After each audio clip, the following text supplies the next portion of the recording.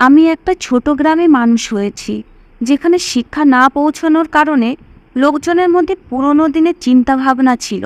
পুরনো পরম্পরার নামে এখানকার লোক এখনও অসভ্যতার সাক্ষী দিত। আমিও এরকমই একটা পুরনো পরম্পরার বলি হয়েছিলাম। তখন আমি শুধুমাত্র 10 বছরের ছিলাম, যখন আমার বাবা আমাকে একটা লাল রঙের শাড়ি এনে দিলেন আর বললেন, মা, এটা পরে নে। আমি আমার পুতুল নিয়ে খেলছিলাম।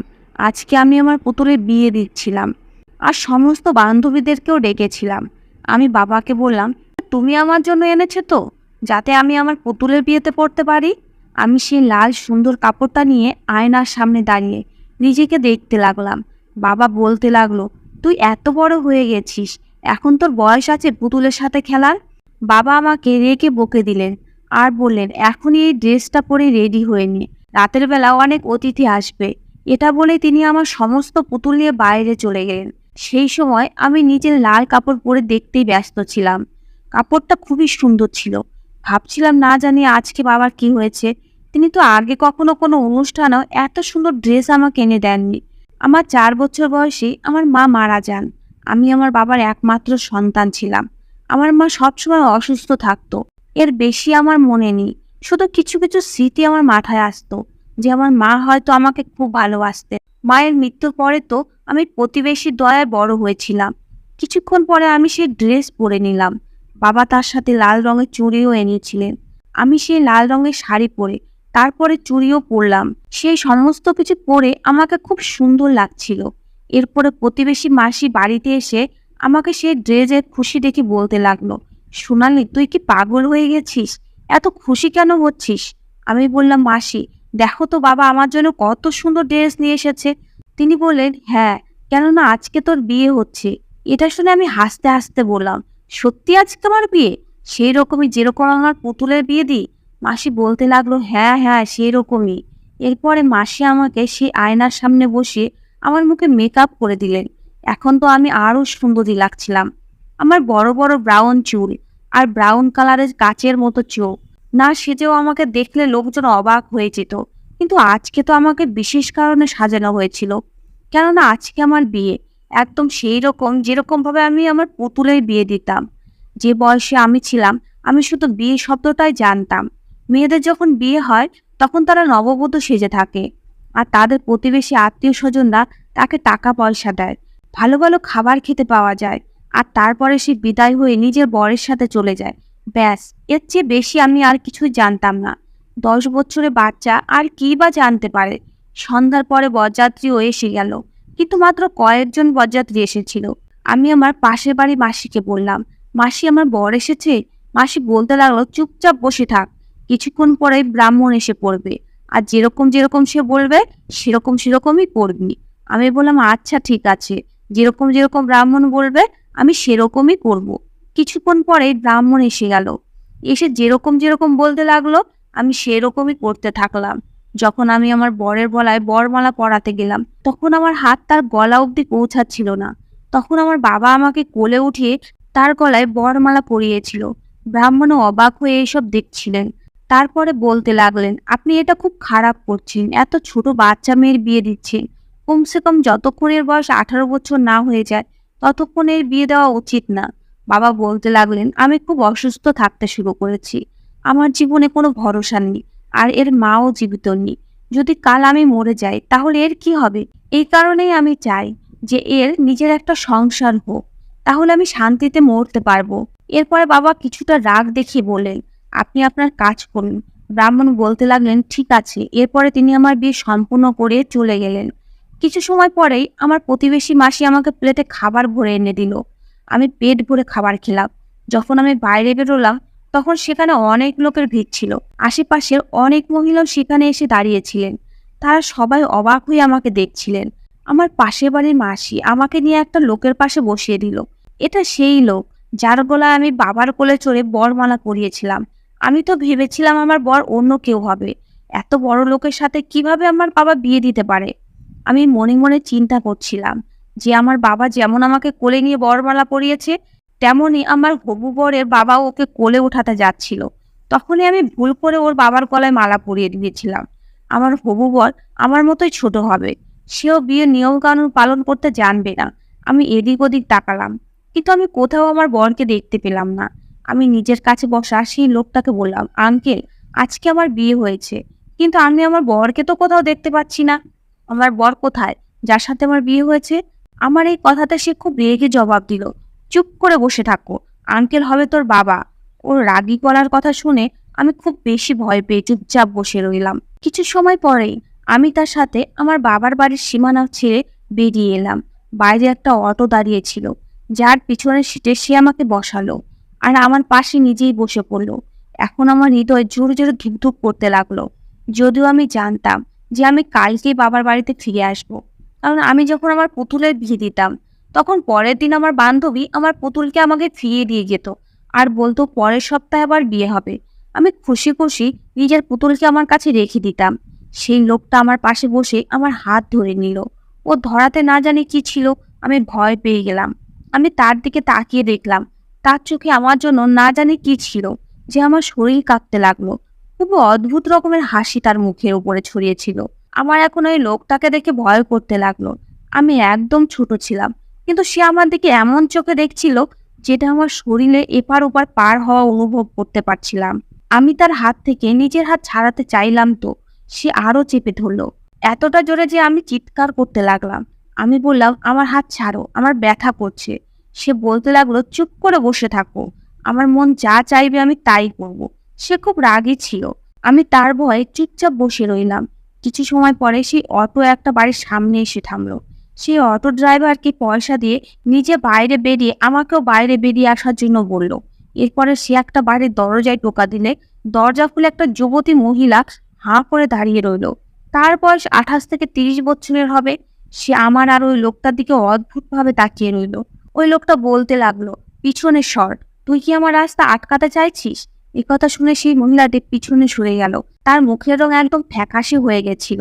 যখন আমরা ভিতরে প্রবেশ করলাম, তখন সে বলতে লাগলো, কালু, তোমার লজ্জা করে না? তুমি এত ছোট বাচ্চাকে বিয়ে করে নিয়ে এসেছো। ওই লোকটা বলতে লাগলো, এরপরে আর একটা শব্দ বললেও তোর মুখ ভেঙে দেবো, তোর চুলের মুঠি ধরে টানতে টানতে বাড়ি থেকে বের করে দেবো। তুই আমাকে আর আমার নতুন বউকে একদমই থামানোর চেষ্টা করবি না। তখনই সামনে ঘর থেকে আর একজন মহিলা বেরিয়ে এলেন। তিনি সাদা শাড়ি পরেছিলেন, তার মাথায় চুলও সাদা হয়ে গেছে। সে আমাকে আর ওই লোকটাকে দেখে ওই লোকটার উপরে চিল্লাতে লাগলেন, বলতে লাগলেন, আরে পাগল ছেলে, এটা কি করে ফেলেছিস তুই? এত ছোট বাচ্চা মেয়েকে বিয়ে করে এনেছিস, তো লজ্জা করেনি? ওই লোকটা বলতে লাগলো, চুপ করো মা, আমি কোনো পাপ করিনি, বিয়ে করেছি, কেননা আমার বংশধর চাই। এই অপায়া মহিলা তো আমার নির্বংশ করে রাখতে চাইছে। গত 10 বছর থেকে একে দেখছি, কিন্তু এ এখনো অবধি আমাকে একটা বাচ্চাও দিতে পারেনি। আমিও নিজের বৃদ্ধ বয়সে অবলম্বন চাই। সেই মহিলা বলতে লাগলেন, হারামজাদা, বৃদ্ধ বয়সে অবলম্বনের জন্য তুই এই কম বয়সী বাচ্চাই পেয়েছিলি? নিজেকে দেখ আর এই বাচ্চা মেয়েটাকে দেখ। সে বলতে লাগলো, মা, তুমি আমার মাথা খারাপ করো না, বুঝেছো? পিছনে সরো। বলেই সে নিজের হাত দিয়ে নিজের মাকে পিছনে ঠেলে দিল। সে বেচারি পড়তে পড়তে বেঁচে গেল, কারণ তাকে পড়তে দেখে সেই কম বয়সী মহিলাটি তাড়াতাড়ি করে সেই বয়স্ক মহিলাকে ধরে নিল। এরপর দুজনই কান্না করতে লাগলো, আর সেই লোকটা আমার হাত ধরে আমাকে ঘরের মধ্যে নিয়ে গেল। আমি তো কিছুই বুঝতে পারছিলাম না যে এসব কি হচ্ছে। ঘরের দরজা সে ভিতর থেকে বন্ধ করে দিল। আমি তো ভয়ে জড়সড় হয়ে দাঁড়িয়ে রইলাম। সে বলতে লাগলো, বিছানায় উঠে গিয়ে বসে পড়। একে তো ওই দুজন আমার সমস্ত মুড খারাপ করে দিয়েছে, তুই আর আমার মাথা খারাপ করিস না। আমি বিছানার উপরে গিয়ে বসে পড়লাম, কিন্তু আমার একটা অদ্ভুত ভয় করছিল। একটা অজানা আতঙ্ক আমাকে ঘিরে ধরেছিল। ওই লোকটা আমার কাছে এসে বলতে লাগলো, দেখ, ওই দুই মহিলা আমার মাথা একে গরম করে দিয়েছে। এখন তুই আমাকে বেশি ঢং দেখাস না। আমি যাই করি না কেন, আমার হাত থামানোর কিংবা চিৎকার চেঁচামেচি করার চেষ্টা করবি না, না হলে খুব পস্তাবি। ওই দুই মহিলার রাগ তোর উপরে ঝাড়বো, বুঝেছিস? আমি বুঝতে তো কিছুই পারিনি, কিন্তু ভয় অবশ্যই পেয়েছিলাম। এই কারণে আমি মাথা নাড়িয়ে দিলাম, কিন্তু আমার হুঁশ তো সেই সময় উড়ে গেল, যখন সে আমার পাশে বসে নিজের হাত আমার মুখের উপরে বোলাতে বোলাতে বলতে লাগলো, এতটুকু বয়সে কি সুন্দর চেহারা পেয়েছিস তুই। তোকে দেখে আমার সমস্ত শরীরে আগুন লেগে গেছিল, যে এই মেয়ে এত সুন্দর চেহারা কোথা থেকে পেল। সেই লোকটা খুব শক্ত করে আমাকে ধরেছিল। আমার মুখের উপরে সে নিজের হাত আঁকুপিছু করতে শুরু করেছে। আমি পুরোদমে কেঁপে উঠলাম। সে বলতে লাগলো, আমার মন চাইছে আমার সমস্ত তৃষ্ণা তোকে দিয়ে নিবারণ করি, এরপরে সে আমার গালের উপরে চিমটি কাটলো।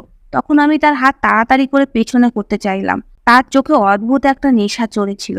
সে আমার শাড়ির আঁচল সাইডে রেখে দিল। আমার চুলের খোপা খুলতে লাগলো। আমার হৃদয় তো যেন বন্ধ হয়ে যাওয়ার মতো অবস্থা হয়ে গেছিল। আমি ভয়ে কাঁপছিলাম। সে এখন আমার মুখের দিকে অবাক চোখে তাকিয়ে বলতে লাগলো, কত সুন্দর তুই! তুই তো আমাকে এখনই পাগল করতে শুরু করে দিয়েছিস। এটা বলে যে ব্যবহার সে আমার সাথে করতে শুরু করেছিল, আমি তো হতবাক হয়ে থেকে গেছিলাম। এরপরে আমি বাঁচাও বাঁচাও চিৎকার করতে লাগলাম।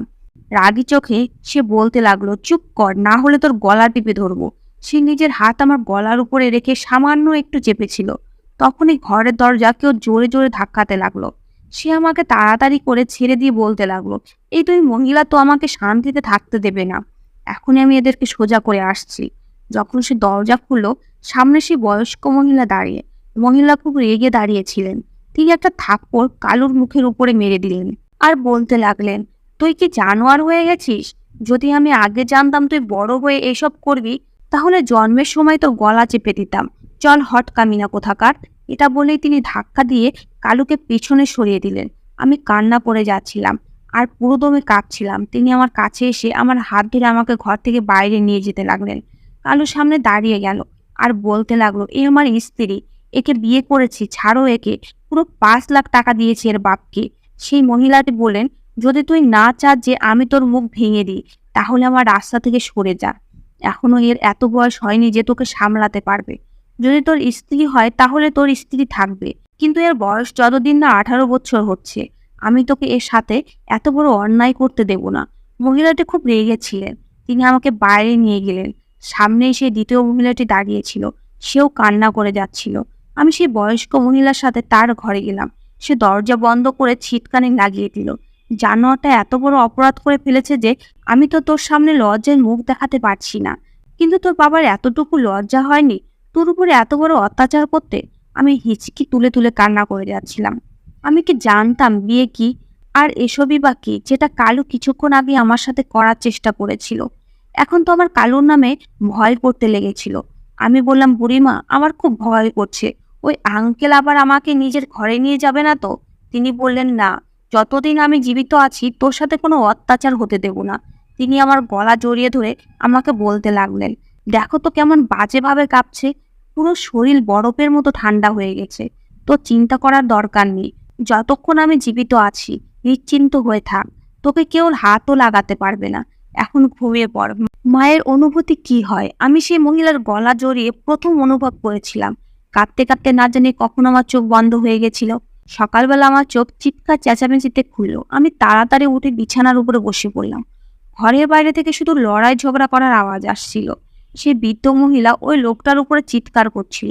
আমি তো ভয়ে বিছানার কোণে চুপচাপ জড়সড় হয়ে বসে রইলাম। কিছু সময় পরে সেই বৃদ্ধ মহিলা ভেতরে এলেন আর আমাকে ভীত অবস্থা দেখে বলতে লাগলেন, চিন্তা করিস না, আমি ওকে বুঝিয়ে দিয়েছি, এখনও তোর কাছে ভুল করেও আসবে না। এখন সময় এভাবেই কাটতে লাগলো। জানি না শাশুড়িমা ওনার ছেলেকে কি নিয়ে বুঝিয়েছিলেন যে সে এখন আমার কাছে আসতো না। কিন্তু হ্যাঁ, তার চোখের নজর দেখে এখন আমি ভয় পেতাম।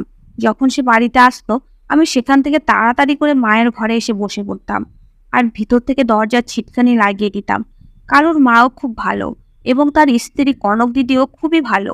সেও আমার খুব খেয়াল রাখতো। একদিন কনক দিদি আমাকে জিজ্ঞেস করতে লাগলো, তুমি কতদূর অব্দি পড়াশোনা করেছো? আমি বললাম, আমি তো কখনো স্কুলের মুখও দেখিনি। বাবা কখনো পড়াশোনার জন্য স্কুলে অ্যাডমিশন করায়নি। দিদি বলতে লাগলো, আমি ক্লাস 10 অব্দি পড়েছি। এরপরে দিদি আমাকে পড়ানো শুরু করে দেন। তিনি আমাকে এত সুন্দর করে পড়িয়েছিলেন যে 6 মাসে আমি ইংলিশ আর হিন্দি পড়তে এবং লিখতে পারতাম। আমি ছোট ছোট শব্দ এখন নিজেই করতে পারি। এরপরে দিদি আমাকে পাশের একটা স্কুলে ভর্তি করিয়ে দেন। আমি আমার ক্লাসের সবচেয়ে বড় ছিলাম। 11 বছর বয়সে আমি 2তে পড়তাম। এখন সারাদিন আমি নিজে শাশুড়ি আর সতীনের সাথে খুশি খুশি থাকতে লাগলাম। রাতে যখনই কালু আসার সময় হতো আমি ভয়ে শাশুড়ির ঘরে লুকিয়ে বসে থাকতাম। এখন আমি 14 বছরে হয়ে গেছি। এই সময় আমার বন্ধুত্ব নিজের স্কুলে একটা ছেলের সাথে হয়। ওর নাম সমীর। ও পড়াশোনাতে আমার খুব সাহায্য করত। ওর বয়স বড় ছিল, ক্লাস 10-এ পড়তো আর আমি 4-এ পড়তাম। সমীর বলেছিল, আমি তোমাদের পাড়াতেই থাকি, তুমি কারোর দ্বিতীয় স্ত্রী তাই না? আমি মাথা নিচু করে হ্যাঁতে মাথা নাড়িয়ে দিচ্ছিলাম। ও খুব ভালো ছেলে, আমার খুব ধ্যান রাখতো। স্কুলে যদি কোনো বাচ্চা আমাকে এটা বলে রাগাতো যে তুমি এত বড় হয়ে শুধুমাত্র ক্লাস 4-এ পড়ো, তখন সমীর আমার ঢাল হয়ে দাঁড়াতো। কেননা আমি খুব ভীতু টাইপের মেয়ে ছিলাম, তাই খুব তাড়াতাড়ি ভয় পেয়ে যেতাম। একবার আমি স্কুল থেকে বাড়ি ফিরে দেখলাম আমার সতীন কনক দিদি খুব কান্না করছে, আর আমার শাশুড়ি তাকে চুপ করাচ্ছে। আমি জিজ্ঞেস করলাম, দিদি কি হয়েছে? আমার শাশুড়ি বললেন, এর বাবা মারা গেছে। এটা শুনে আমিও খুব দুঃখ পেয়েছি।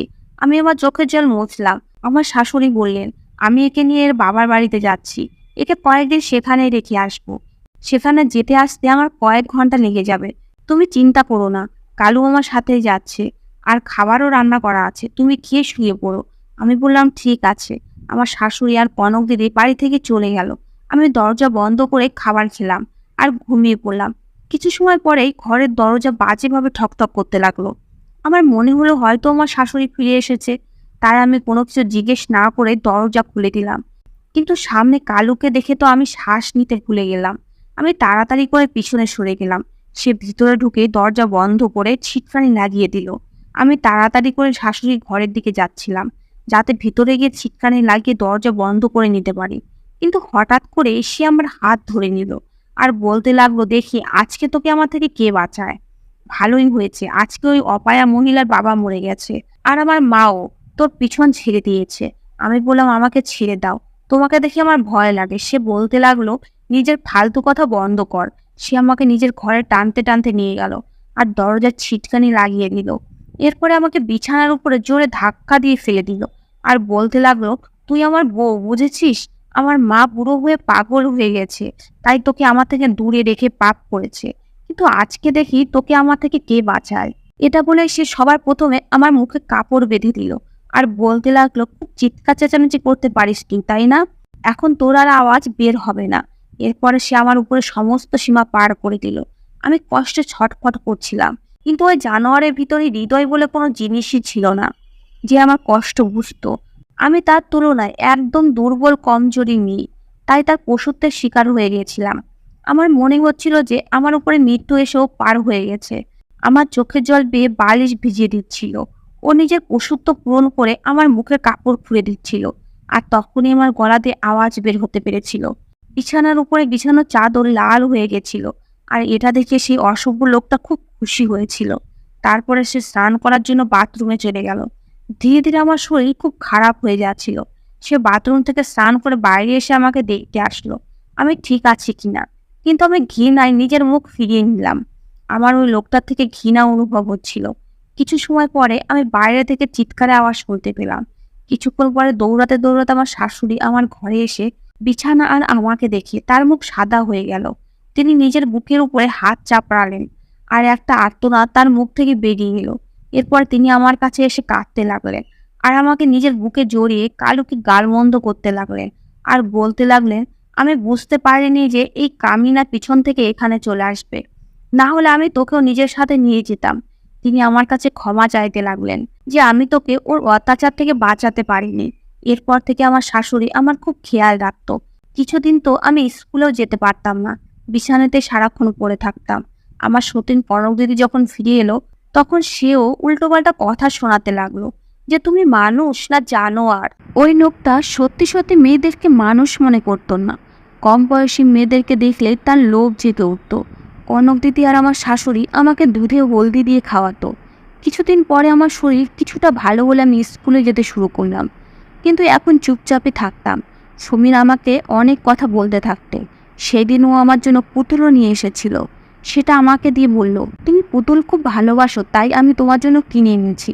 বাবা আমাকে যে হাত খরচা দেয় সেটা জমা করে আমি তোমার জন্য সুন্দর দেখে একটা পুতুল কিনে এনেছি। দেখো সোনালি, এটা একদম তোমার মতো সুন্দর। আমি সেই পুতুলটা ওর থেকে নিলাম না, নিজের চোখের জল মুছতে লাগলাম। আমার চোখের জল দেখে সমীর টেনশনে পড়ে আমার পাশে বসে গেল। আমার চোখের জল মুছিয়ে দিতে দিতে বলল, কি হয়েছে সোনালি? আমি বললাম, আমার এখন এই পুতুলের দরকার নেই। ও বলতে লাগলো, কেন? আমি বললাম, আমি এখন বড় হয়ে গেছি না, এই কারণেই। ও বলতে লাগলো, কিভাবে বড় হয়ে গেছো? তুমি তো সেরকমই আছো। আমি হাউমাউ করে কান্না করতে লাগলাম। ও আমাকে কোনো প্রশ্ন করতো তার আগে আমার ঘাড়ে নখের আঁচড়ের চিহ্ন দেখে সমীর চমকে পিছনে সরে গেল। আমার কান্নার কারণ হয়তো ও বুঝতে পেরে গেছে। ও তো এটা জানতোই যে আমি কালুর স্ত্রী, এই কারণে ওর আমাকে জিজ্ঞেস করার দরকার পড়েনি। সেই পুতুলটাও ওর হাত থেকে মাটিতে পড়ে গেল। তারপরে ও আমার কাছে এসে আমার মাথায় হাত বুলিয়ে আমাকে চুপ করাতে লাগলো। আমি ওর দিকে তাকিয়ে দেখলাম ওর চোখেও জল, কিন্তু ও কিছুই বলছিল না। 1 মাস পরে হঠাৎ আমার শরীর খারাপ হতে লাগলো। আমার শাশুড়ি যখন আমাকে ডক্টরের কাছে নিয়ে গেলেন, তখন ডক্টর যে কথা শোনালেন সেটা শুনে আমার শাশুড়ি নিজের মাথা চাপড়াতে লাগলেন। কেননা আমি মাত্র 14 বছর বয়সে প্রেগনেন্ট হয়ে গেছি। আমি তেমন কিছুই বুঝতাম না। কোনো খাবারই আমার হজম হতো না। যাই খেতাম বমি হয়ে যেত। আর বমি করার পরে আমার মনে হতো যে আমি মরে যাব। আমার শাশুড়ি আর কনক দিদি আমাকে সামলাতে লাগলেন। একদিন কালু খুশিতে নাচতে লাগলো আর বলতে লাগলো আমার ছেলে হবে আর আমার বংশ রক্ষা করবে। সেও এখন আমার খুব খেয়াল রাখতো, আমাকে ফল এনে দিত, কখনো জুস এনে দিত। আর আমার শাশুড়িকে বলতো একে ভালো ভালো জিনিস খাওয়াবে, যাতে আমার ছেলে আমার মতো সুস্থ সবল হয়। আমাকে স্কুল থেকে ছাড়িয়ে দেওয়া হলো। কিন্তু এই সময় সমীর 1 ঘন্টার জন্য আমাদের বাড়িতে এসে আমাকে পড়িয়ে যেত। ও খুব ভালো ছেলে বলে আমার শাশুড়ি এতে কোনো আপত্তি করেনি। ও 1 ঘন্টা আমাকে পড়িয়ে যেত আর বলতো তোমাকে 1 বছরে 2 ক্লাস পাশ করিয়ে দেবো।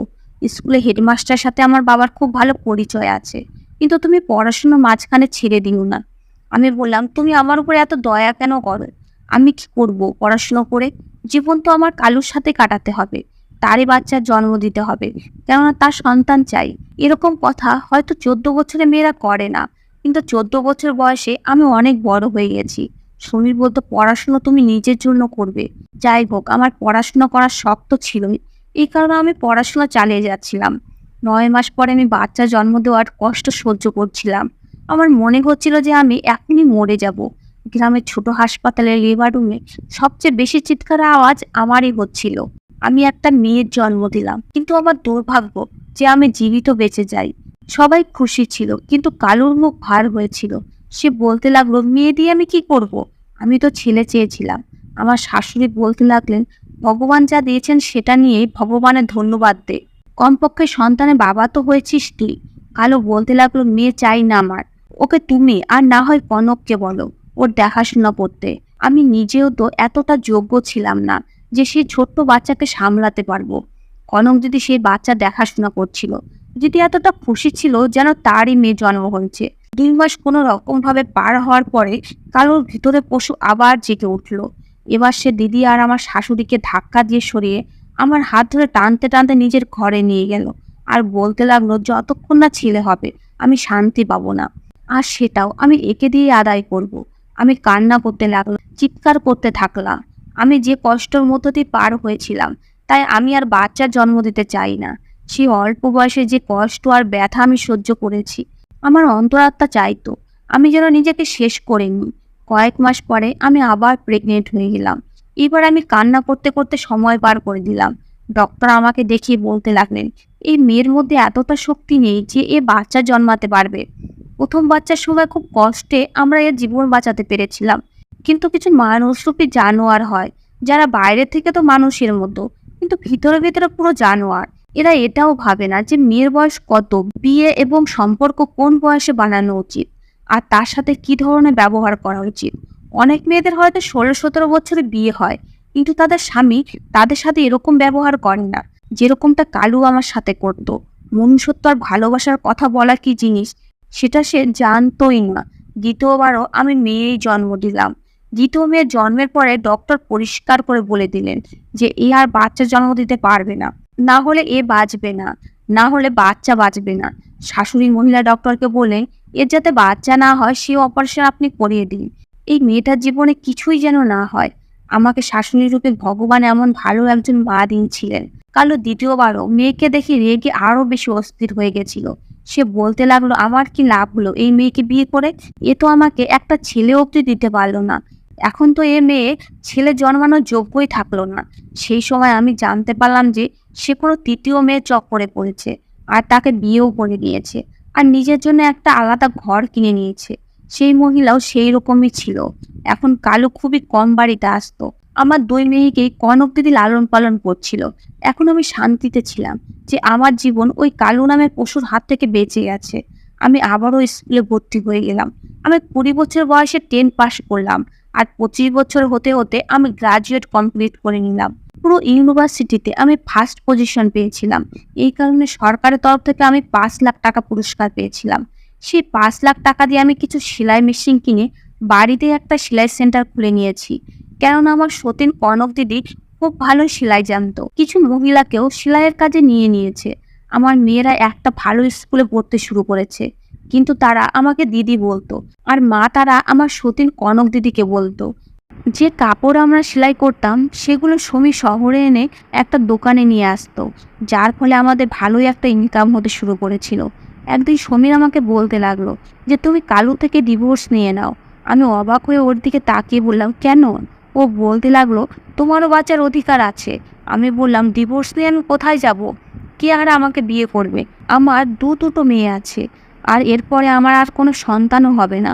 তার থেকে এটাই ভালো যে আমি ওর নামে বাকি জীবন কাটিয়ে দিই।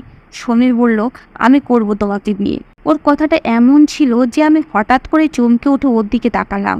এরপর আমি বললাম, তুমি আমার ব্যাপারে সব কিছু জানো, তুমি কেন নিজের জীবন নষ্ট করতে চাইছো? আমি আমার এই জীবনেই খুশি আছি। আমার কোনো পুরুষের দরকার নেই। আমি নিজের কাজ করছি, সংসার চালাচ্ছি। মা রূপে আমার শাশুড়ি আছে, আর দিদি রূপে কনক দিদি আছে, আমার মেয়ে আছে। আমার জীবনে কোনো জিনিসেরই অভাব নেই। সমীর বলতে লাগলো, কিন্তু আমি খুশি না। আমি ছোটবেলা থেকে একটা মেয়েকে ভালোবেসেছি, আর সেটা তুমি। আমার কিছুই যায় আসে না যে আগে তোমার দুটো মেয়ে আছে। আমার এটা নিয়েও কিছু যায় আসে না যে তুমি আমাকে কোনো সন্তান দিতে পারবে না। আর না তো আমি কখনো এই কথাটা নিয়ে তোমাকে কথা শোনাবো। তারপরে আরও বলতে লাগলো, পুরুষ মানে শুধু কালুর মতো হয় না, আমাকে একবার পরীক্ষা করে দেখো। এই কথাটা আমি আমার শাশুড়িকে আর কনক দিদিকে বলে দিলাম। আমার শাশুড়ি বলতে লাগলেন, কালু তো এখন এখানে আসেই না, কিন্তু তুমি যুবতী মেয়ে, তোমার বয়স আর কতই বা হয়েছে? এই 26 বছর তোমার সামনে সারা জীবন পড়ে আছে। তুমি কেন নিজের জীবন নষ্ট করবে? যদি সেই ছেলে সত্যি তোমাকে ভালোবাসে, তাহলে কালুকে বলে আমি ডিভোর্স করিয়ে দেব। ওর ছেলে চাই, যেটা ও ওর তৃতীয় স্ত্রী থেকে পেয়ে গেছে। কিছুদিনের মধ্যে আমার শাশুড়ি কালুর থেকে আমাকে ডিভোর্স করিয়ে দেয়। এরপরে আমার বিয়ে সমীরের সাথে হয়ে গেছে। আমি চাইতাম যে আমি আমার মেয়েদেরও আমার সাথে নিয়ে যাব, কিন্তু কনক দিদি কান্না করতে লাগলো, আর আমার সামনে হাত জোর করে অনুরোধ করতে লাগলো যে আমারও তো বেঁচে থাকার জন্য কোনো অবলম্বন দরকার। আমি কখনোই ভাবিনি যে এই মেয়ে দুটো তোর। আমি সবসময় এদেরকে নিজের সন্তান ভেবেছি, আর এরাও আমাকে নিজের মাই মনে করে। আমি আমার কনক দিদিকে নিজের 2 মেয়েকে দিয়ে দিলাম। সমীর খুবই ভালো মানুষ। ও আমাকে খুব ভালোবাসতো, আমার খেয়ালও রাখতো। ওর বাবা মা তো প্রথম দিকে আমার সাথে ঠিকভাবে কথা বলতো না, কেননা তারা এই বিয়ে নিয়ে একদমই খুশি ছিলেন না। কিন্তু আমি তাদের খুব সেবা যত্ন করেছি, ফলে এখন তারাও আমাকে ভালোবাসতে শুরু করেছে। অবাক আমি তখনই হলাম যখন 2 বছর পরে আমি প্রেগনেন্ট হয়ে যাই। আমি তো বুঝতেই পারছিলাম না যে এটা কিভাবে হলো। পরে আমার শাশুড়ির কাছ থেকে জানতে পারলাম যে তিনি কালুকে শোনানোর জন্য ডক্টরকে এই কথা বলেছিলেন। পরে তিনি ডক্টরকে আমার অপারেশন করতে নিষেধ করেছিলেন। এইবার আমি ছেলে জন্ম দিয়েছি। হয়তো এটা সমীরের ভালোবাসার ফল ছিল, যেটা ভগবান ওকে দিয়েছেন।